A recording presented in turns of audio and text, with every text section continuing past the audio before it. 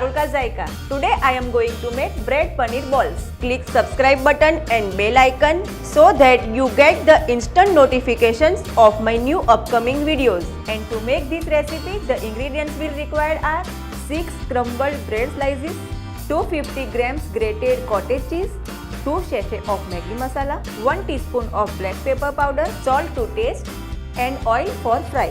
To start with, put in a bowl crumbled bread, cottage cheese, Maggi masala, black pepper powder, salt and mix well and make a dough.